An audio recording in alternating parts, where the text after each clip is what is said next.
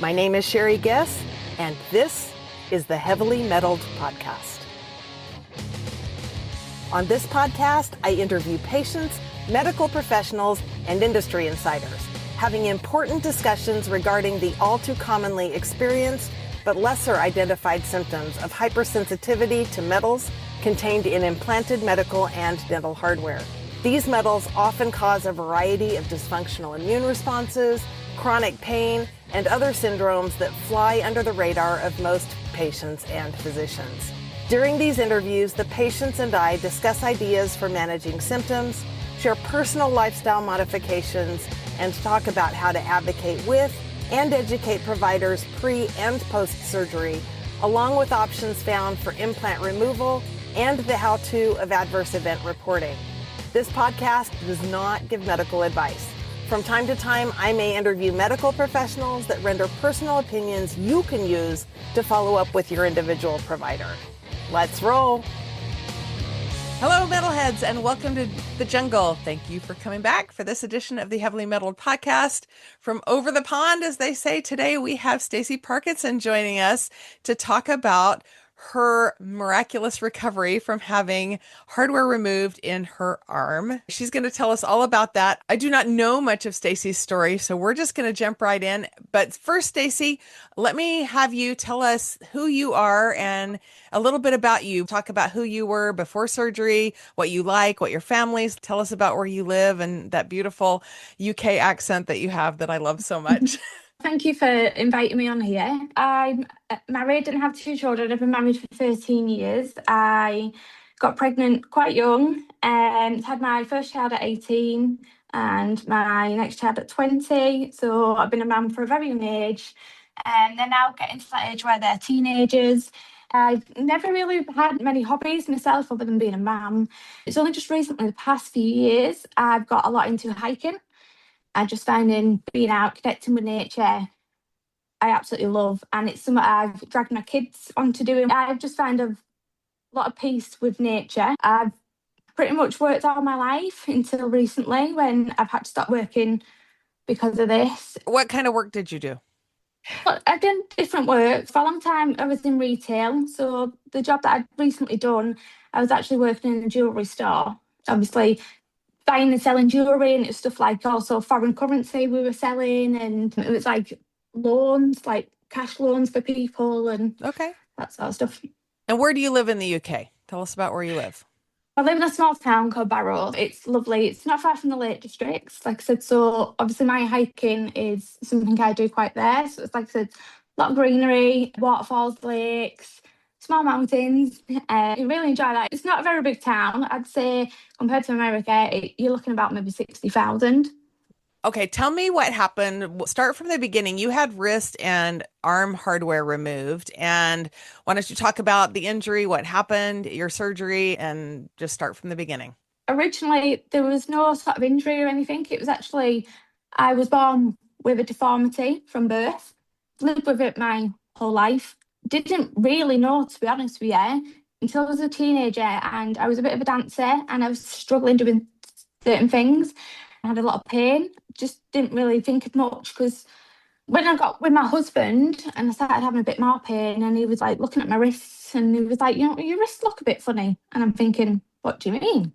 They look funny, like they're my wrists. And he goes, no, they're not like my wrists. I'm like, yeah, but we're not the same people. And he's like, no, they're a bit odd. And I'm thinking, no, you're just crazy.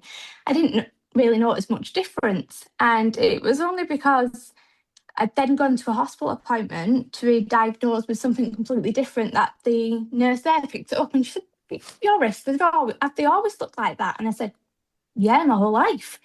She said, well, do you get pain? I said, yeah, I do get pain from time to time. And just recently, I said, it's becoming worse.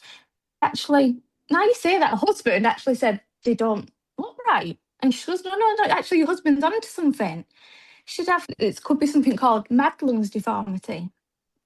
And I was like, okay, never heard of this before in my life. I said, my dad has similar wrists. He told me it was because he'd fell off a motorbike when he was younger. And she said to me, this couldn't be caused from falling off a motorbike and then it being passed on to you. This is something that could potentially be passed down.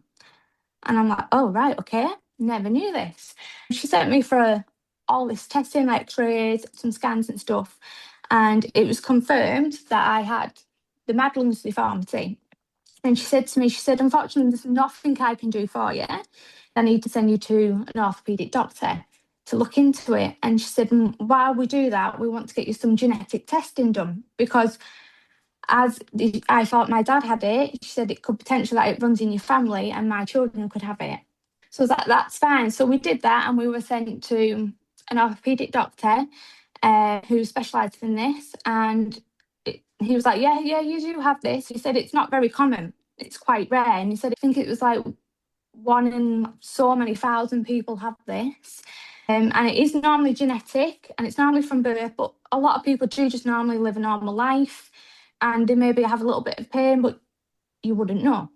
And obviously, we'd mentioned obviously the genetic testing, so I was sent for that. When he told me more about it, I said, I think my daughter might actually have it. I said, she's got similar risks to me. And he said, right, well, we'll get you all tested, the whole family. And we went and done that. And the genetic testing pointed out it was something called a shock gene, which we all have, but it depends if we have a certain type of it, which basically, so Madelung's is where the bones in your wrist, one develops quicker than the other. So it means, obviously, your wrist will then sort of cave in, like crunch up together, which causes a lot of pain, and it causes a bit of short stature in your arms. So that's what it was doing. And on my x-rays, it was showing that obviously bones are meant to be straight, and it was showing one bone was curved like this, so the longer one, and then this other one was like a banana, like fully like this. And he said that's not normal. He said that's very rare, and your wrist is meant to be like this shape, and it wasn't. Straight. It was fully like this. Okay. And he said, so where you can see is your growth plates are meant to be together now because you're an adult. He said they're not, they're open still, and there's a gap there. And he said, so that's where you're getting a lot of pressure. It's because your wrist is going inside of your arm. And because obviously them two bones, one's longer than the other, it obviously can't quite meet, and it's causing a lot of your pain. So I'd learned obviously lots of new things. It also took me back to as a child. I couldn't move when I was a dancer as much as some other dancers. My movement was very restricted, and I just thought that was normal for me. But it made sense when I'd looked at an x-ray of a normal wrist to mine, I could see the difference. It was quite clear. And it also made me think, when I was wearing long sleeve tops, at the very end, I'd always thought to myself, like, they never fitted me, and it's because they always used to ruffle up like this does here. It always ruffle off at the end, and I thought maybe because I'm just small myself, that's why they were doing it. But it's because my arms weren't the right size. We'll put pictures up here as we're talking, and that'll give people a better visual. I'm a very visual learner. When we see it, I'm much better. So from there, you find out you have this, you get the genetic testing, and the genetic testing was positive.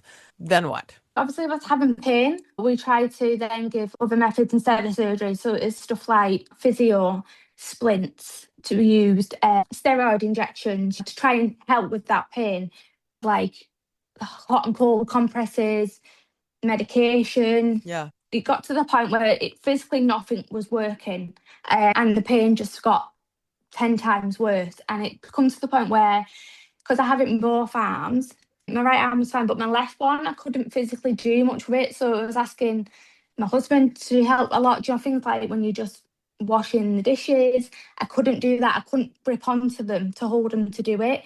It was affecting my work. Obviously, working in retail, you're having to carry a lot of stuff, put stuff out on shelves and stuff. I couldn't physically do that. Even writing or on a computer, it was so painful. So we were looking to surgery, which is the last thing I wanted, but we thought, if this is something that's going to help, and I've tried all the other measures, then I think this is the way forward. The orthopaedic surgeon I'd seen, he'd actually said to me, it may not help, but we can give it a go. So I was like, okay, I'll try this. And we decided what he'd do is he would lengthen the bone at first. So the shorter bone he would then lengthen. By doing that, he'd take bone from the groin and then add it on. And he said, but it's quite invasive surgery. He said, and it's a lot of time to recover. He said, but to be honest with you, he said, I'm not too sure if that would work either. So he said, we would get in touch with another orthopaedic surgeon who also dealt with children, so a paediatric surgeon. And he said, because this is from childhood and you've grown up with it, he said, I want to just see what he thinks is best, if we should do this route or maybe suggest another one. So I was like, okay, we'll do that before we obviously go ahead. And when I'd met this other orthopaedic surgeon, he said to me, no, we don't need to do that. He goes, that's far too much. All we need to do, he said, is your longer bone, we'll shorten it down. And so what we need to do is we need to break your bone first and we twist it round. And if we'd shorten it so it meets your other bone. And he said, and then the wrist would sit a little bit better. And then we'll add the metal plates in just to keep it intact while it's healing. Okay. And I just thought, he sounds like he knows what he's talking about. I thought, I don't really want bone taken from one area and implanted in the other. And I also thought then my arms would look different. I had one longer arm, one shorter arm. He said, and I've dealt with it quite a few times, and people have always had successful operations. And to me, he sounded so confident he knew what he was doing, he's treated it before, and he did say, it's never going to go away. Your wrist and your arm, they're not normal. So you've got to see it as we're doing what is best for you. I'd never had a surgery before, so I thought, he's confident enough, we'll go ahead. The day we were there, I scheduled a surgery and signed the dotted line. How long ago was this? So this was May last year. Oh, wow. So very recent. And you've had one arm or both arms done? One arm. Only one arm. Okay. Yeah. And was the original plan to have both arms done? So the original was both. Obviously, I decided to do my left because I was in a lot of pain. And then we thought we would do the right. So obviously then it matched up. And I do get some pain with the right, but it was more as a cosmetic sort of side of it. But I then decided not to go ahead with it. Okay, so let's go back and get the rest of the story. So you move ahead with your surgery last year. Yeah, so signed on the dotted line there, and then it took I'd say about 8 weeks. And I was in work and I got a call and they're like, hello, it's so-and-so from the hospital. They were like, can you come in on Wednesday? And this was the Thursday. And I was like, oh, yeah, of course. And I was like, I'll start it with work, but yeah, I'll be there. I'd already had the pre-op done on the day of when I'd signed for it. And I was like, yeah, that's fine. I'll be there. And they just said, make sure you bring some like clothes and things like that and someone to travel home with, and it's all good to go. So the Wednesday came and I got to the hospital bright and early. They'd obviously done the usual checks beforehand. They did ask me, have you got any allergies? And I did say to them, not that I'd know of, never known any allergies to medications or to metal or anything like that. They asked, did I have any other metal in my body? And I said I did have amalgam fillings. And they said, oh, that's not an issue. And that was it. And it was like, we're good to go. So they did ask you about metal allergies ahead of time? Well, it was only about if I had any other metal in my body. It wasn't, is there any metal allergies? It was allergies. And I think that meant to, do you know, like your typical medications or environmental foods. So they did not ask you specifically about metal? Yeah. Okay. And to me, that was normal. I didn't know nothing about it. I knew metal allergies in some ways existed because my husband and daughter have a nickel allergy to like earrings and stuff. Contact allergy, okay. Yeah, but I never had. You never had a nickel allergy? Nothing to earrings, nothing to anything? No. Okay. So did you have any trouble with your amalgam fillings at all, or that you know of? Okay. So no. Well, that I know of. When I'm putting the things together, I think I might, but I'm not 100%. But at that point, you didn't have any reason to suspect anything. So nothing at all to suspect that I'd have a problem. So obviously the operation had gone ahead, and I think it was about 5-6 hours operation. And I must admit, I was very nervous. Like I said, I never had another surgery before this. I'd always avoided surgery. I was meant to have a C-section, I avoided it. I was meant to have braces as a kid and jaw surgery, I avoided it. So I was very nervous. I'd woke up and afterwards, and I could hear this beeping. It's very loud beeping. And I was like, oh, what's that? I said to them, oh, what's that noise? And she said, oh, it's just your heart rate and your blood pressure. I'm like, yeah, what's wrong? She said, oh, it's very high. We can't get it down. And I mean, no, that's not normal for me. And I just went with it thinking maybe it's a lot on my body. never had surgery before, maybe this is normal. And I'm thinking, all right. And she said, oh, we'll have to do an ECG and everything like that, just to make sure there's nothing going on. And they did all that and they couldn't find anything, even though it was still high. And at this point, I think I was about an hour, maybe two, waiting around. And I felt fine. It's just obviously the machines around me were telling me I wasn't. I felt fine. And I was pretty persistent that I didn't want to stay. And I just wanted to get down to the ward and I wanted to go home. So I'd asked them, I was like, look, I'm okay myself. Do I have to stay in? And they were like, no, if you're fine, well, we think you can go. We've done all your obs and stuff like that, and they've come back okay. And they said, maybe it's just you're reacting to the anaesthetic, maybe. That's probably what it could be. And that's what I put it down to, maybe it was. So how high was your heart rate? Do you remember? I don't know, they didn't tell me. Okay. And it didn't look on like medical notes. But Okay. so I went home that night, and I think over the course of the next few days, I started feeling like very jittery. And I was thinking, oh, is this my heart rate and my blood pressure still going? And I was getting chest pain. And I just thought, oh, something's not quite right. And my eyes then started to sort of swell up a little bit. And I'm thinking, oh, I don't know what's going on here. And I'm thinking, I'll just check my heart rate and blood pressure. And it was still very high. And I'm thinking, surely a few days after surgery, this should have gone off by now. Like the anaesthetic surely would have worn away. And I'll be honest, I don't normally hear of people reacting quite that fast. So that's very interesting to me. Yeah. And I just thought, oh, maybe I'm just overthinking it. Like I said, I'd never had a surgery before. I didn't know. Yeah. And with my eyes swelling, I thought, well, it was sort of like hay fever season. So I thought, potentially I've got a bit of hay fever. It could be that. I took an antihistamine, seemed to go down. And then it was again, the next few following days, it was the same. I just kept feeling worse. And then my eyes were swelling even more. And I'm thinking, this is not right. So I'd made a doctor's appointment and I'd literally said to him, I said, my eyes keep swelling up. I said, and now they're cracking at the sides because they're so swollen. And I said, and I'm having a lot of problems with chest pain. And I told them, obviously, the operation and the heart rate and blood pressure. And they were just like, oh, no, we don't think it's anything. Just keep an eye on it, write down your readings, and we'll see you in 2 weeks.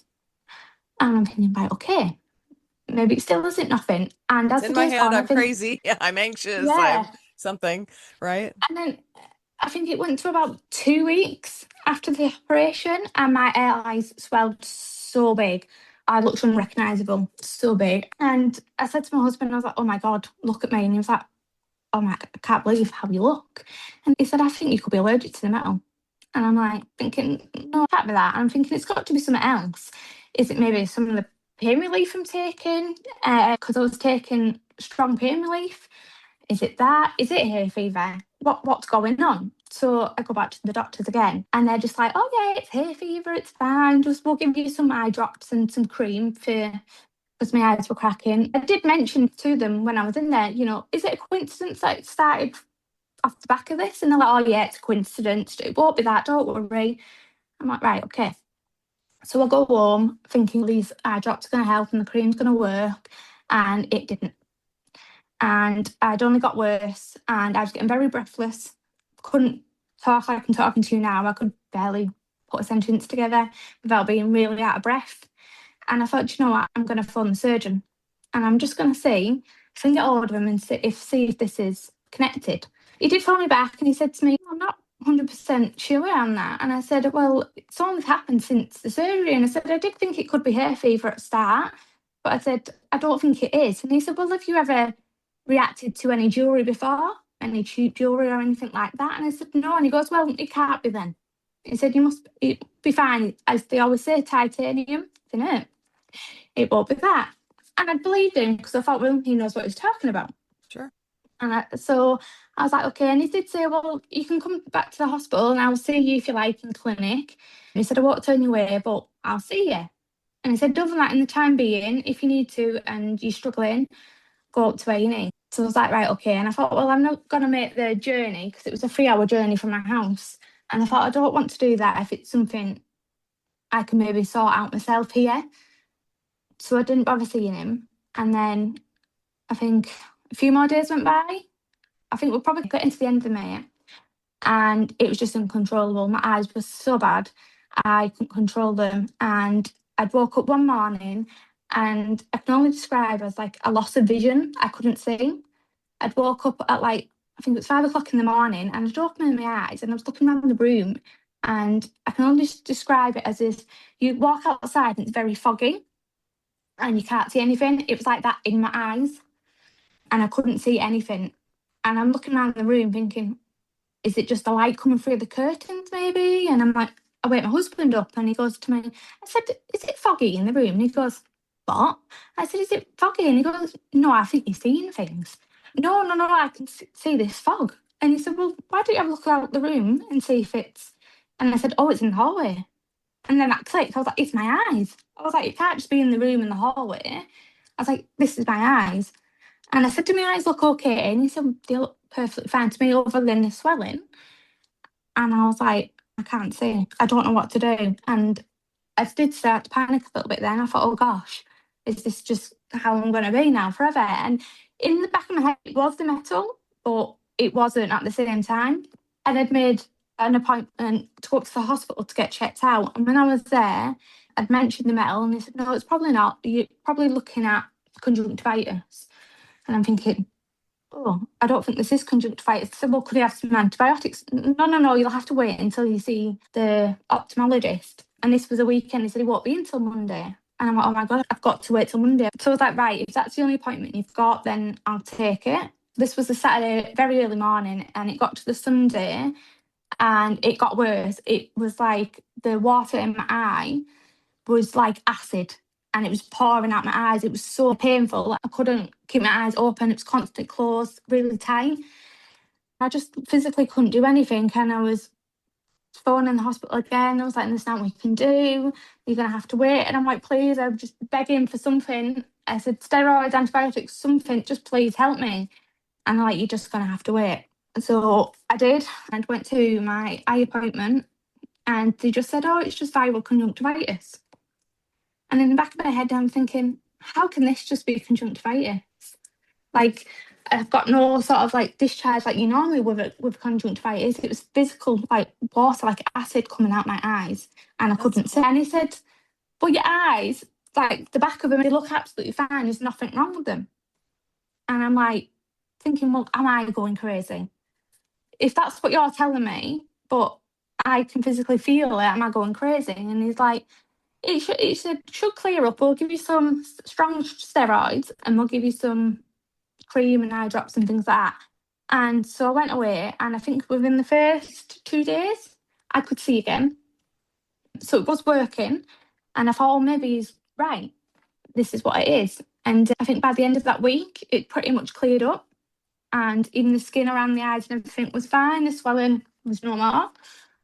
And it just made me think, is it conjunctivitis? Is it not? And it was so hard because I'm still in two minds. Has this just come off the back of surgery maybe because my immune system's still down, and maybe I've caught it from that and it's been left untreated? But at that point, I think I just didn't know what was going on with me. How are you supposed to? You didn't go to medical school. Yeah. You're looking up to the people that did, and you're expecting them to be able to identify all the signs. And if they can't, and multiples of them can't, then who are you to stand up and say there's something really wrong? Yeah. Yeah, so it was, as soon as it cleared, my vision was back. And I'm thinking, this is the end of my problems. It wasn't. This was only starting to get worse. And I think it was maybe a day or two after I stopped the steroids, I started getting rashes under my eyes and around my face here. And I'm thinking, oh my God, this is maybe a steroid withdrawal. These are strong steroids. You Google it and everything coming up with topical steroid withdrawal. And I'm thinking, oh my God, that's what it is. It's a rebound of the steroids.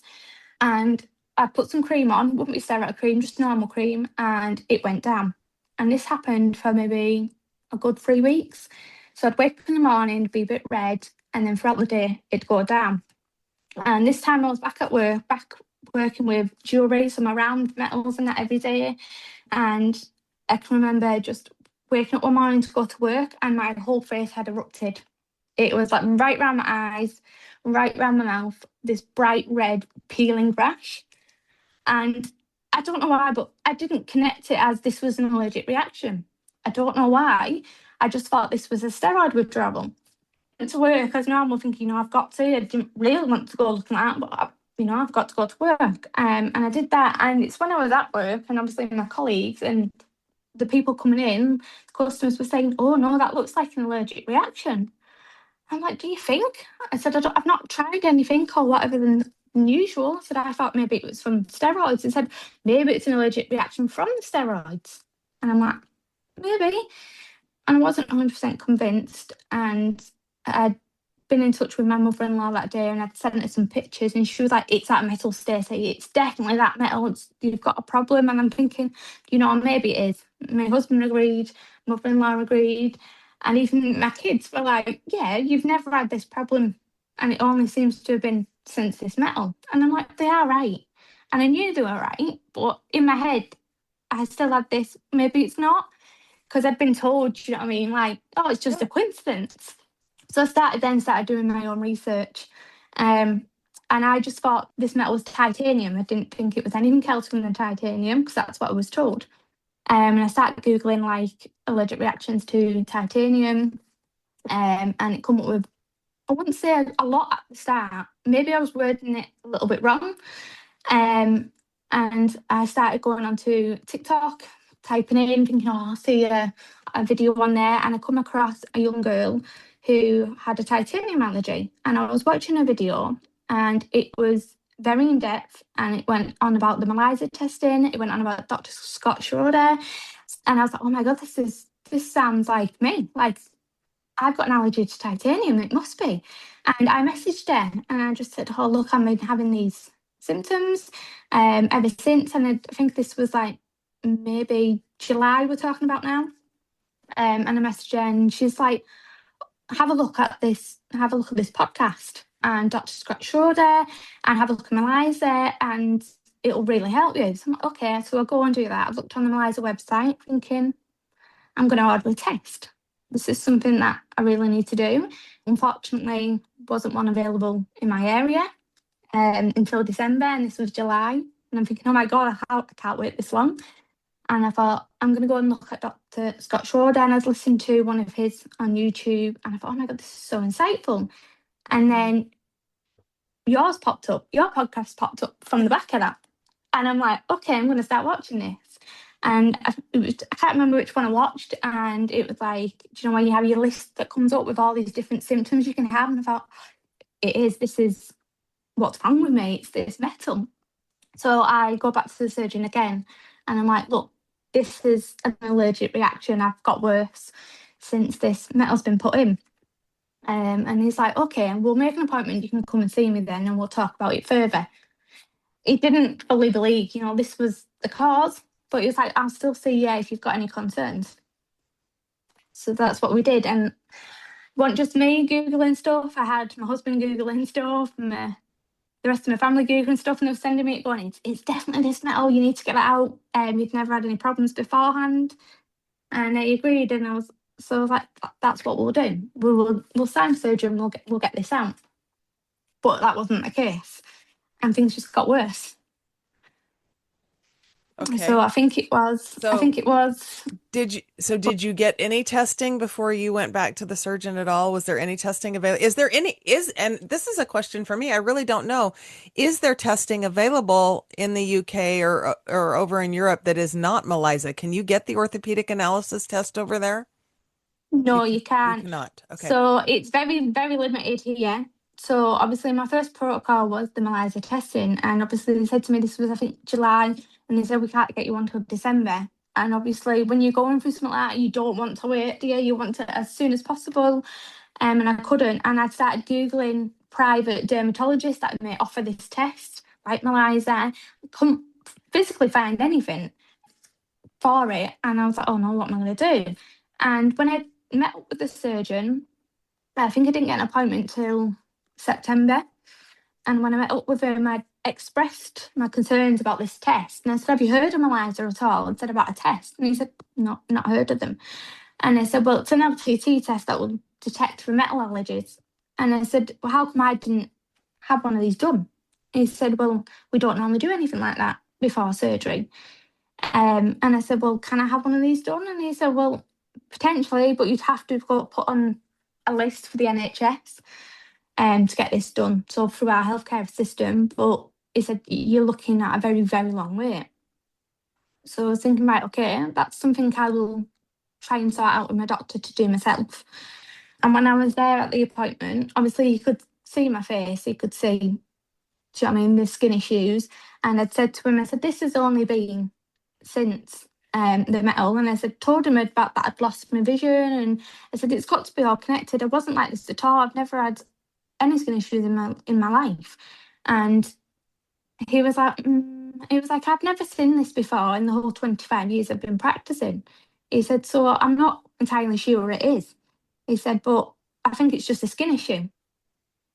And I then started getting a little bit mad and thinking, he's not believing me. And now, was your heart rate still high? This. Was your heart rate and your blood pressure still high at this point? It had gone down, but not fully. So I was still feeling a little bit of chest pains and stuff like that. But I'd stopped with the blood pressure machine. I'd stopped it because I don't know why. I just thought. Well, sometimes you think it may be making you more anxious and it may be making you worse. What other symptoms did you have? Did you have brain fog? Did you have insomnia? Did you have... So it was after this appointment with the surgeon when I said to him, I'm getting worse. And he'd actually said to me when we were there, because he was checking out my movement in my arms and my wrists. And he said, actually, your wrists are being quite restricted by the plate. He said, so I think it's best we remove the plates anyways. This wasn't on the side of, it's a metal allergy. This was because it was restricting the movement. Mm-hmm. So potentially it was a lot worse before the surgery, my movement. Now you had plates in your arm and your wrist, correct? Yeah. Okay. So it was like I couldn't physically do very much with this left arm. If I'd go to press a pen down, I couldn't press it. I physically couldn't press anything down. So it was like, right, we'll remove the plates and we'll sign for surgery. He goes, but you've got to know the risk that, this metal might not come out. He said, it's very early, it should still come out, but it may not. And I'm thinking, well, if it gets this metal out of me, I'm not bothered. Let's sign for surgery. So we did, and then we thought, we'll go ahead with that, and it'll probably be as quick as the last operation. And it wasn't. So I'm waiting patiently, thinking I'm waiting for a date, and it just got worse. My face then magically cleared up, not fully, but magically, and then the brain fog and the fatigue got a hell of a lot worse. I suffer with chronic fatigue anyways, but this was just on another level. I started then getting what was like electric shocks in my arm and my wrist. So it was a different type of pain than I had prior to surgery. And then it moved from my wrist to my back and the rest of my body, like sharp electric shocks throughout the day. And this is just while you're waiting for the surgery to remove it, correct? Yeah. And how far out are we now total from the surgery? So we're looking at me, 4 months. Okay, 4 months. Wow, what a long 4 months. Yeah. And then I started noticing, I know this might be a bit too much information, but my monthly periods were out of whack, completely out of whack. I had one where I was bleeding for 4 weeks straight, which was very unusual. And I'm thinking, oh God, something is definitely wrong. I'd started getting what I thought was water infections, but they couldn't find any bacteria to say it was a water infection. In what area? What area was that? So a water infection. So obviously, when you go into the toilet. Oh yeah, a bladder infection. Yeah, got it. Sorry, yeah. Here in the US, a bladder infection. Got it. Yeah. So and they couldn't find anything wrong, but I was given antibiotics anyways because obviously I was very uncomfortable. And then I think I started getting this unusual symptom, which what felt like to me was like bugs crawling all over me constantly. And it made me so paranoid. I thought, oh, is the bugs crawling on me? That's what it felt like. And you still have the amalgam fillings at this point also, right? Okay. Yeah. Okay. So perhaps galvanism, perhaps you're getting a galvanic reaction between that hardware. Okay. So that's when it starts getting worse. And I then go back to the doctors. And I'm like, look, all this stuff's going on with me and I don't know what to do. So exhausted more than usual. And I said, this is not right. I said, I have fibromyalgia. And this is just topping it on another level. I've always managed with fibromyalgia, with or without medication. And I said, but I really don't know what's going on. I don't know if this So you had fibromyalgia is getting worse. you had a fibromyalgia diagnosis prior to surgery? Yeah. Okay, I'm going to come back and ask you about that in a minute. And now, a word from our sponsor. Attention metalheads, are you struggling with skin rashes, joint and systemic pain, or fatigue that just won't go away? Type 4 metal allergy is often overlooked as a culprit in many of today's chronic illnesses. Get to the root of the problem with MELISA testing.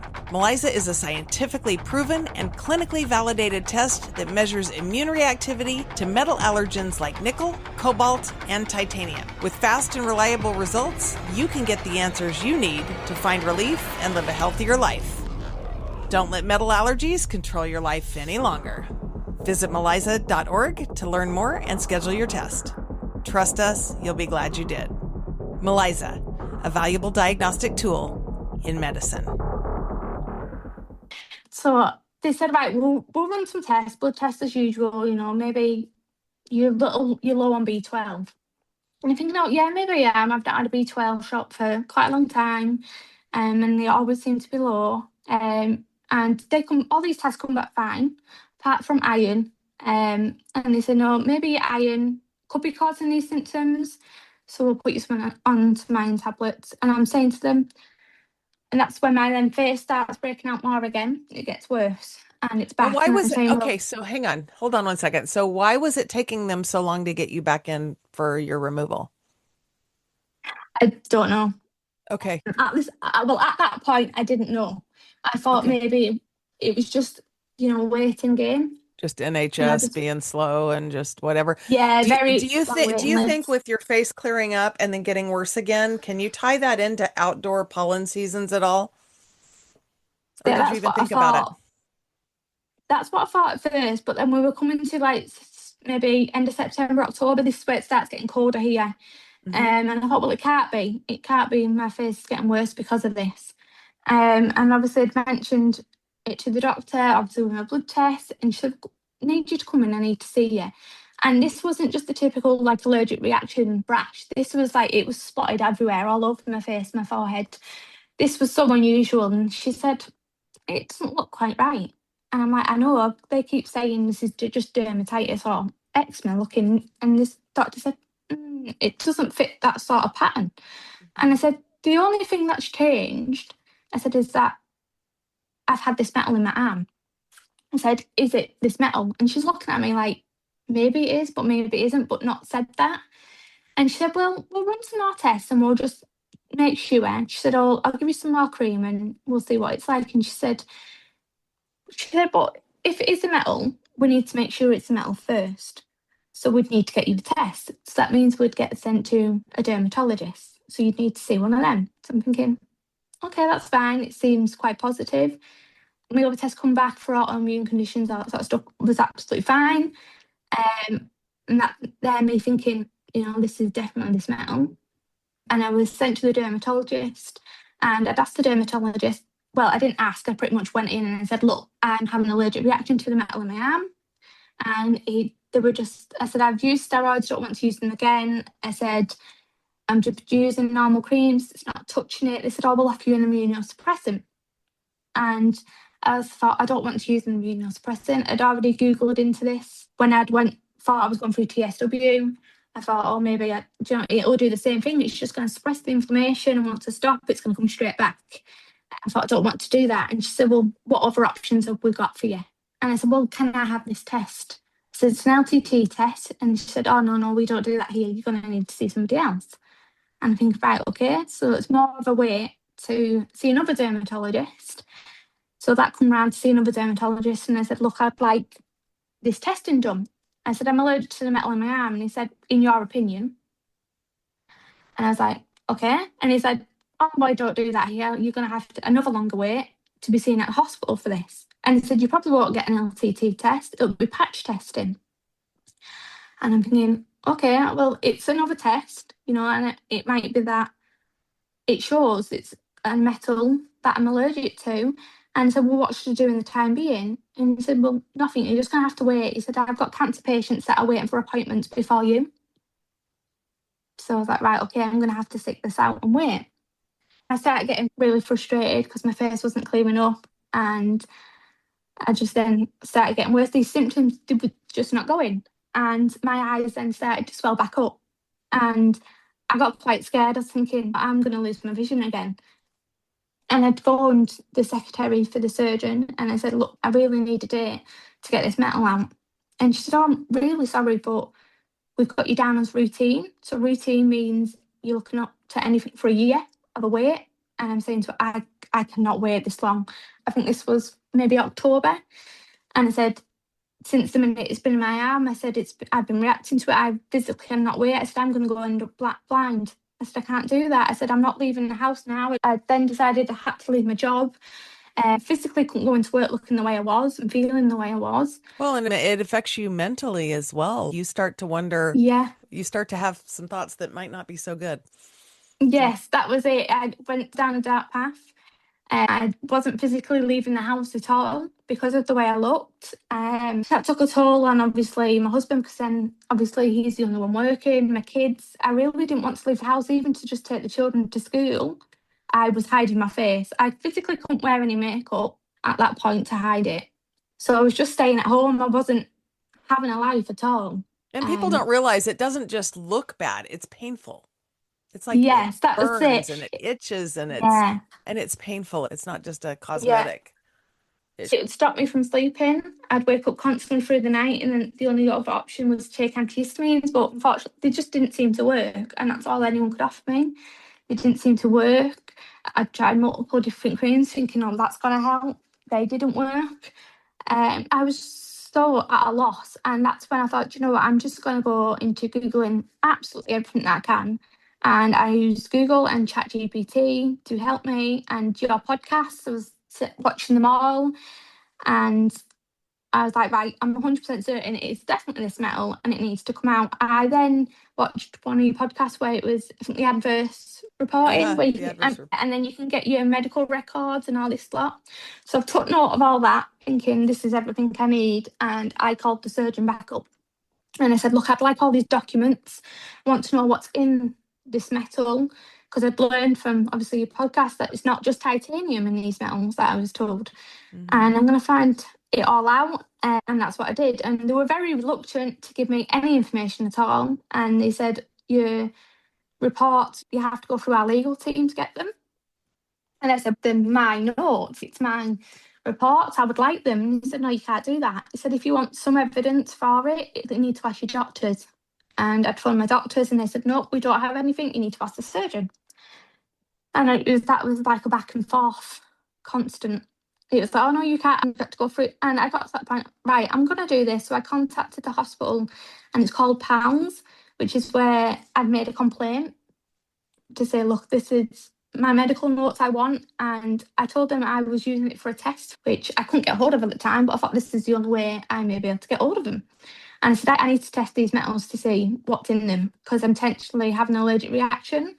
And they were very good with me. They managed to get hold of the secretary, and she'd phone me and she'd give me the metal and what was in it, the serial numbers and stuff like that, so I could obviously check myself what was in it. And obviously, lo and behold, it wasn't just titanium. It was titanium, aluminium and vanadium. And from my guesses, also nickel, that was in it as well. A lot of my symptoms, I think I'm probably reacting to nickel, even though I've never previously had any problems. That's what I'm thinking I'm reacting to. So I get these, and then I go and do a little bit more researching for nickel. And I think a lot of it said it's on the eyelids and skin rashes on your face. That can be a lot from nickel. And I'm thinking, so I phoned the surgeon again and saying, look, could this be the nickel in it? Is there any possibility? And he said, I don't think nickel's present. I know there's different alloys in the metal, but I don't think it's nickel. And I said to him, look, do I still have a date for this operation?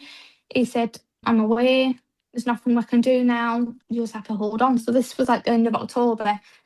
I was just getting worse. My eyes become really bad again, to the point where I physically couldn't see. And I started getting that fog in my eyes again. It wasn't as consistent as last time. It was every now and again. And I just started panicking, and I think I ended up phoning my mother-in-law, tears. I feel like since you had that remission in the summer and then it got worse again, I feel like I saw the same pattern with me with the fall allergy season. So I think it's that histamine bucket that gets full. So I think during the summers it's much better, but during the spring and during the winter. So it makes sense to me that you had it early on, then it resolved, and then it comes back. I'm sure the seasons are a little bit different over there, but just coming into cold season, there are trees and things that pollinate during that time. So that at least makes sense to me as to why potentially you got worse after you got better for a minute. Yeah. I see that a So lot with people that follow my podcast. They think they're fine. They have a great summer, they have a great winter, and then spring and fall come and they're like, I'm so much worse. And it's very triggering, right? yeah, possibly, because I could start where, obviously, when I first cleared up, I could wear my makeup again and things like that. And then back at the end of August, so as the pollen's leaving here, it was when the skin rashes come back small, but they started to come back and I couldn't wear any makeup. I was reacting to the makeup and things like that. So yeah, so it got to October and I woke up, I'd had enough and I'd just had a breakdown. I'd called my mother-in-law, just was crying my eyes out, thinking I can't cope. Even though this just is a rash on your face, maybe, or swelling in your eyes, it wasn't just like that for me. I had a lot of symptoms going on internally as But well. it's not just the rash on your face. And people don't understand that when you're in this mind space and when all of this happens in a few short months, you don't know where the end is. You don't know how much Yeah, worse you're going to get before you get some relief. And it's almost unbearable where you're at. So you start to very, very much lose hope for what the future can look like for you. yeah. And I think that's a real danger. There are probably people that give up at that point, and we can't have that. I'm guessing ultimately you got tested and ultimately they made you an appointment. I haven't been tested at all. Still not tested. Okay. No. It was only because I had this breakdown and I was like, I can't continue with this. Do you know what I was like, I physically didn't even want my kids looking at my face. Do you know what I mean? You haven't even been patch No, tested. Okay. nothing. Nothing. Okay. I wasn't leaving the house. I was having no life. Connected with a lady on social media, and she was telling me all about her problems with metal allergies, and I confided in her a lot. And she said, "You know, I can really sympathise." She said, "It's definitely metal. You need to get this out." She said, "Just push and push and push and push for the surgeon to get this removed." And I thought that's what I'm going to do. So I just kept calling, saying, "Look, please, I need a date. I need a date." And we've not got a date. He's not here. He's away for work. And I'm like, "Well, get another surgeon to do it, please. I just need somebody else to do it. We don't have another surgeon here. And the only way we can do that is refer you to another hospital. But then that's another waiting list. And the waiting lists are here extremely long." This is when I lost hope and I thought, I'm going to look into paying privately to get this removed now. So I started then going online to have a look to see how much it cost to get it removed privately and where I would do it. And it was thousands and thousands of pounds, which I don't have. And I thought, if the only way I can do it is maybe pay monthly. And I was looking into it. And it's when I started looking into it that I get a call back saying, actually, maybe we can schedule him for December. And I'm like, oh my God, there's a bit of hope here. And I'm like, sort of what date in December? Are we doing it at the start? And he said, well, we're looking at maybe the week before Christmas. We just need to confirm it. We'll make sure we've got the operating room, everyone's there to be able to do it. And I'm thinking, okay, this is going ahead. So I stopped looking at the private operations, which I couldn't afford to do anyways, but I was so desperate I'd have made it happen. And they called back and they said, look, we're going to go ahead with this. And I said, right, okay. I said, does he know how bad I am at this point? And they said, yeah, he does. He said, it's actually his day off, surgeon's day off, but he's going to come in just for you. You're his only patient. And that was like a sigh of relief. I was like, oh my God, my prayers have been answered right now. This was like still a 6-week wait, but I was like, I've got a date, so it must mean something. And I think that's what was going to help me push through. Even though I still looked terrible, felt terrible, knowing that this metal was coming out was like a sign of relief. So tell me about the 6 weeks. Painfully long, because that's all I could think about. I was getting this metal out my arm. And I just tried to keep myself busy, tried to just do what I could in the house. I still wasn't really going out much, just talking to more people, connecting through Facebook groups and things like that, listening to other people's stories, because it made me feel better knowing, do you know what I mean? Some people, their life's been turned around, thinking, this is going to be me. I'm going to get back to being the person that I was. And it came around quicker than I thought. And I think I was there the day of the surgery in the morning. He was running a little bit late, which I didn't mind because I thought this is still going to get done. And he'd come in and seen me. And I said, look, can you understand why I need this surgery? And he could see by my face. And he was like, I know. He goes, this is why I come in on my day off. We're going to get it done no matter what. This metal's coming out of you. And I said to him, look, I said, I've looked a lot into this. I said, I know this is systemic reactions. And I said, I know you didn't think it was the cause at first. He goes, no, I believe you. I believe you. And I said, okay. I said, so when this metal comes out, I said, is there any chance I can keep it? And he was a bit hesitant. And he was like, oh, why? I said, I just like it for my own sake. I said, to know that it's actually come out my body. And he was like, that's fine. He said, but we'll give you it, but it'll still have like your tissue and your blood and everything on. And I was like, I don't mind that as long as it's mine. And I said, when you come to do this operation, what if then there's any metallosis or anything like that? I was asking him all these questions I think he was very shocked about. But obviously I'd done my own research and knew. Sure. And he said, we'd send some swabs off just to see if there's anything there, any infections and all this lot. And he said, we'll let you know. And at this point, I wasn't even nervous for the surgery like I was prior to the first one. I was just, I think, more excited than anything. I mean, yeah, well, when it's so bad and you just want your life back, right? I mean, yeah. So I'd literally was called pretty much straight away. The first one, getting your blood pressure and that checked, which it had all gone down now. Everything was fine. And I'd watched that surgery and yeah, it was done. So I can remember waking up. It didn't take that long. I think it was maybe an hour and a half. Maybe it wasn't very long at all. And I'd woke up and I wasn't in that much pain compared to the original surgery. They're just going back through the scars, removing metal. They're not doing anything physically to the bones. And I said to them, have they got it all out? And they handed me the metal straight away when I'd said that. And they said, yeah, it's here. And I'm looking at it thinking, is it all there? Is it not? Because at this point, I'm still not trusting them after the whole 8 months of this saga going on. I said, oh, how's my heart rate and my blood pressure? Absolutely fine. Not a problem. And I'm like, oh, so it's not the anaesthetic like they originally thought. Yeah. Because I was thinking maybe if it was the anaesthetic and I'm going through it again, I'd be reacting again. But no, absolutely fine. He'd call me on the way home and he said, oh, I managed to get it all out. He said there was one screw and he said we couldn't really get that one out. It's taken a long time and my heart dropped a little bit and I thought, oh my God, he's left that in. And he goes, no, don't worry. He goes, we've got it out, but it took 45 minutes. He said, that was a problem screw. And he said, so one of them, if you look at it and it looks quite battered, that's why, he said, because it just wouldn't come out. And I was like, okay, so I felt a relief. And I said, and he goes to me, because I'd already been talking to him about MELISA. He said to me, you don't need the testing now, it's not a problem. You won't need to send the metal off to be tested. He said, we'll just see how you go. And this was, I think, this was a week before Christmas. So he said, you should be better in no time by New Year. And I'm like, okay. And I thought, well, I'm just holding on to the metal and the testing because to me, I think that's important, even though this metal's out. And he was just like, no, I think you should be good. And within a couple of weeks, you'll be back to your old self. And that's what I thought, but I wasn't. Yeah. So I think that week after surgery, obviously I still had this skin rash all over my face. I thought, oh, you know, it's calming down. It looked a little bit less red after the surgery. Thinking, oh, I'm healing. I wasn't. In about a week, my whole face blew up again. And you know, oh my God, it's got to have left some sort of metal in or something for my face to react like that. So I started Googling again and they've just said, oh no, potentially it's just a rebound from the initial surgery. I think is it immune memory? I think the anaesthetic suppresses all that. I don't know if you can still see, but I still have it on my eye here, my nose, and then just on this eye here. So yes, the skin issues are still there, unfortunately. I can't wear makeup and things like that. Still dealing with fatigue, some other But they issues. got 100% of it out, correct? Yeah, so I checked the metal itself.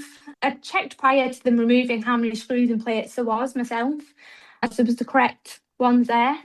When I'd went for a follow-up appointment a few weeks ago, from what I could see on the x-ray, there was no metal. And that's what I wanted to be certain about. And it's been how long now? It's been how long since it's been out? So 8 weeks, near enough. Yeah. 8 weeks. Okay. Yeah. But we're also coming into spring pollen season, correct? Over there? No, no, no, Not no. yet? Not Okay. yet. It's our winter now. We're in the thick of it. So it's February is very cold here. So our summer's not till maybe April. Well, pollen season's April to May. Okay. So we still have the amalgams. Yes. Is there a plan to have those removed? Yes, yeah. So while I was going through obviously this journey before the surgery removal, I did get in touch with a lady called Becky Dutton. She was recommended to me, and obviously I know she works with MELISA. She's a lovely lady, and she was telling me all about amalgams, and she's like, "You need to get these removed." She said potentially your metal plate could have just tipped you over the edge with your metal allergy, and it could be amalgam that you're reacting to, and you've not known, and then you've added the plates and screws, and you've tipped your bucket But over the let's edge. stop for a minute. How many symptoms resolved since the metal came out? So the electric shocks went away completely. Okay. Not had them at all. The feeling of the bugs crawling on me, I think they call it fornication. I think that's what it's called. That has improved. It's not gone away completely. I still get it from time to time. The fatigue has died down. I still have it, but I think that's from the fibromyalgia. So that's died down. It's not as bad. The skin has cleared up quite well. Like I said, I've got a few little patches here, Yeah. but it's mainly clear. There's like nowhere else in my body, just here. I think my husband said to me one time, and the metal was in my arm. He'd always come home and he works in a place that builds ships and submarines. And he'd come home and he'd give me a hug every day after work, and I'd go, "Oh my God, you smell like metal." And he's like, "What?" I was like, "That's crazy. What do you mean I smell like metal?" I was like, "I can smell metal on you." He was like, "I don't smell like metal." And he said to me, literally just before the metal removal, "You've only been saying that since you've had the metal in your arm." And I'm like, "Do you know what? I think you're right." And as soon as that metal was gone, I couldn't smell it on him anymore. Interesting. That's one I haven't heard So, before. But still, do you have any opportunity yet for a MELISA test? no. So I contacted my Eliza, I think not long after I had the surgery, to ask for another test. They said they're not doing them yet. And you still I want said, that test, correct? yeah, I still Okay, want that test. So I think they did say March and April, maybe. I think there's another new testing lab or something. I still want the test. I am scheduled for patch testing, but Okay. it's still a wait. I don't know That how could long of a make you wait. worse. You know that, right? That could make you worse Yeah. temporarily. Yeah, Last thing so you I'd asked the dermatologist, I said to them, "Will this patch testing make me worse?" And they said potentially, yeah, it will. And I thought, well, I don't want to get back into the state that I was in. My face is near enough clear now. And I thought I don't want to go back to that. Because I think for myself, I feel like I've got some sort of medical trauma from this. I don't want to be going back through that. I think I may eventually do it if I can heal from this. I would probably Sure. then. Yeah. To be honest, I'm a chicken. I've never had a patch test and I just don't think I could handle it. I know what I'm Yeah. allergic to, at least with the nickel. If I ever was Yeah. patch tested, they'd have to leave that off because I'm not going through that kind of hell. I do want to talk for a minute about diet. Have you been on a low nickel diet and has that helped you? Yeah, so I have been trying a low nickel diet just because I feel like I've got no other options. My face isn't full and clear, and I'm thinking maybe is it still the food that I'm eating? I have been trying, which I'm finding a little bit difficult because it's so contradicting of what food you can and can't eat. I find on some things it's like you can have potatoes, and some say you can. I have been trying, but I just don't feel like it's helped at the moment. Maybe it's not long enough. It usually takes a few months. I think you're still very much in the middle of your journey. I have found for me, it takes a few months, but also what was really important for me was a regular regimen and still is a regular regimen of antihistamines every day. It's usually morning and night. There's H1 and H2 blockers. Here it's Allegra and Pepsid, which are an H1 and H2 blocker. And those really don't solve everything, but they really take the edge off the symptoms and help me to function. I have found for me, a carnivore-ish diet, a diet high in meat and fats has been the right thing and it's pretty nickel friendly. I can eat that and I can eat all the squashes are typically fine. The white potatoes are fine. The white sourdough bread is fine. The white rice is fine. Maybe that will help you. Apples have been fine. Those things are pretty easy to go to. There is some contradictory information out there. The Rebeletics site has, for people who don't know, it's on the resource page and we can link it here in the show notes, but it's got a lot of good options. Now, I did find Laura Duzette, who wrote the Low Nickel Diet Cookbook. I do have that cookbook, and I still have some trouble with some of the stuff in that. I believe it was coconut aminos. I can't do coconut aminos at all. Very sensitive to coconut, although a lot Yeah, of I've people may not have noticed. the amount of metal in their body that I do still. So perhaps for some other people who aren't Yeah, quite I'd as sensitive, noticed that when would it work. said like you could have some fish on there. I'd noticed actually when I was eating some fish that was allowed, that my eyes would swell up. And I don't know if that's more of a histamine response, but I'd notice every time I ate fish, my eyes would get worse. So I stopped eating fish because I thought, well, maybe that's a problem for me. So that's one thing I have noticed there. I don't know if it's at this point, like you said, my immune system's probably still wired up. And I'm not too sure if it's maybe the amalgams are still playing a part in that. I would bet, just from my knowledge, I would bet yes. I would also bet, how many amalgams do you have? I have three. Three. Yeah, I would Yeah. bet, and obviously this is not medical advice, but this is just my guess. If it were me and I were in your body, I would bet yes, that that's still having an Yeah. effect. I do bet that the diet is having an effect. And I really did find that switching from stainless cookware and stainless water bottles and stainless silverware, like all of that exposure had to really come out. It sounds so woo woo and sounds cuckoo for Cocoa Puffs, but it really did make a huge difference. You've seen me say in some of my earlier podcasts, my first viral post was on a stainless steel water bottle that made people sick. And I got 5,000 posts that said me too. You know, my mouth would go numb or this would happen. Or Yeah. as soon as I stopped drinking out of this, all my fatigue would go away. And it sounds like crazy, but it's actually very, very legit. And I would tell you from Dwayne, did you see the last podcast episode with Dwayne? Okay, so Dwayne got a lot better, but not all the way better, and still not all the way better, but there was still a lot of symptoms that he was having surrounded by this one little metal splinter at the top of his incision.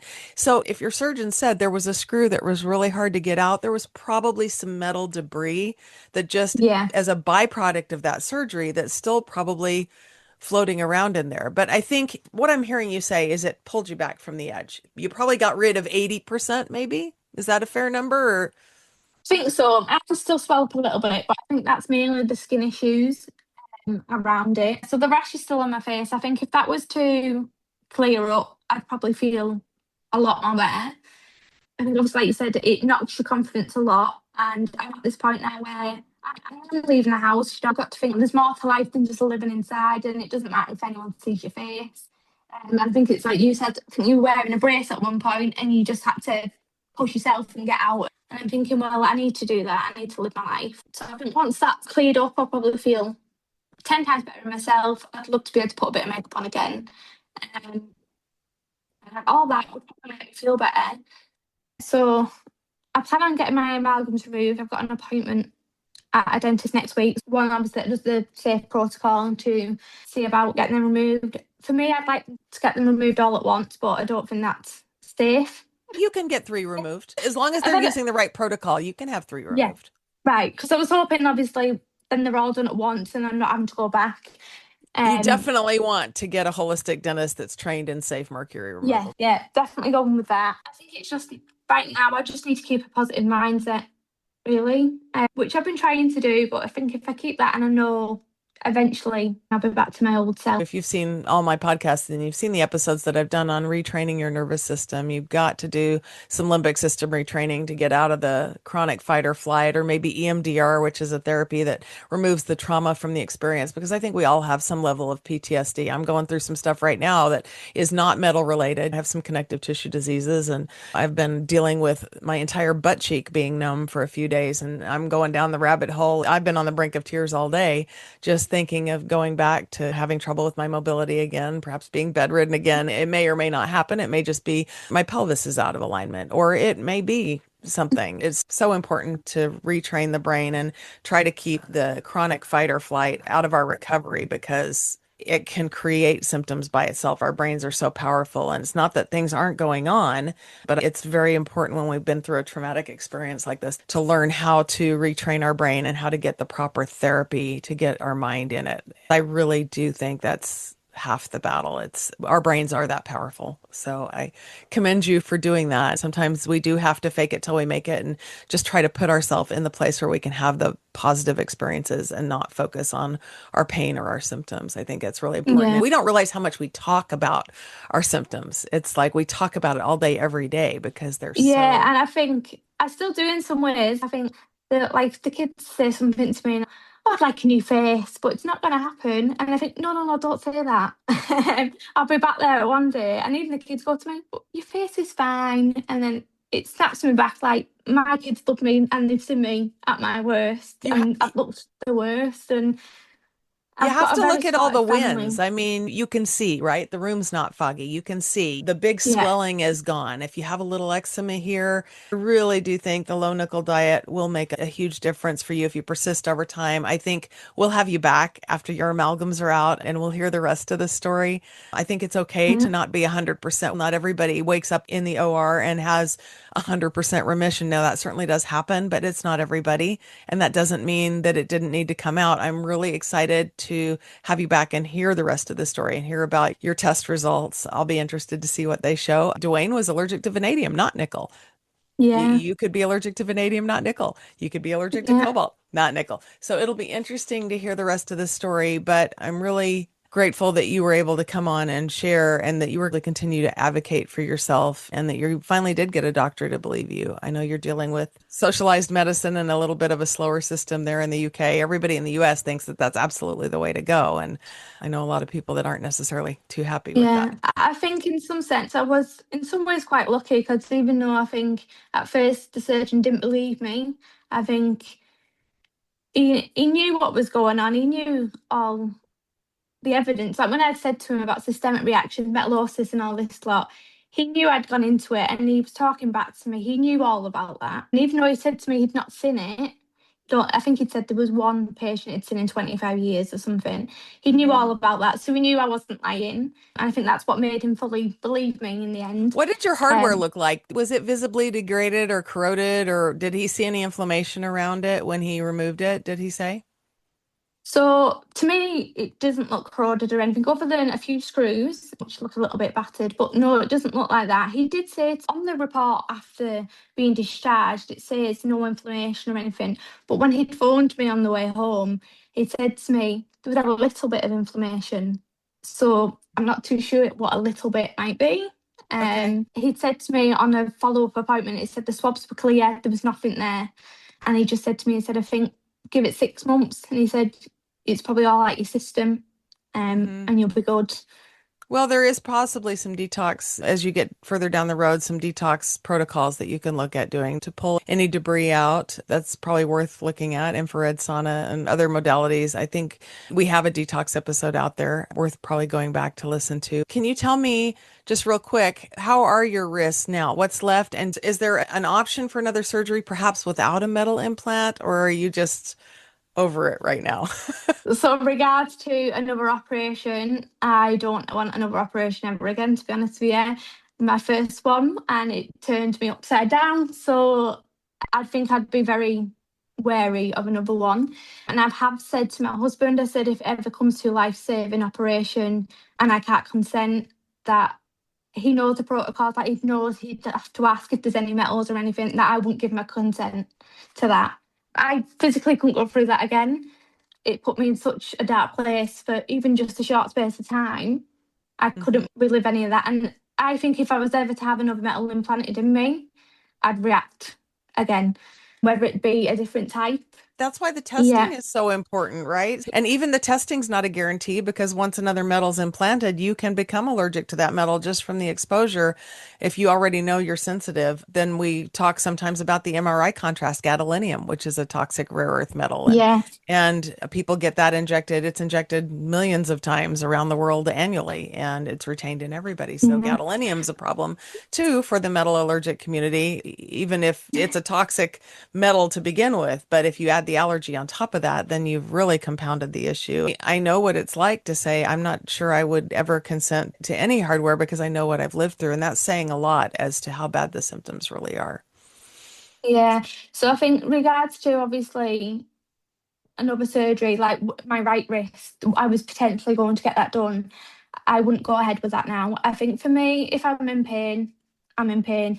If I didn't know now what I'd have gone through, like back then, I'd have never have gone through the operation to begin with. I think for me, I can deal with pain better than what I could have dealt with all these mental Well, there are symptoms. things like the osteofiber that have implantable screws that become part of your body. They're calcium-based screws. And would you consider with a non-metal alternative, or you're just too No, I not think right I'm now? at that point where I just physically don't trust anything.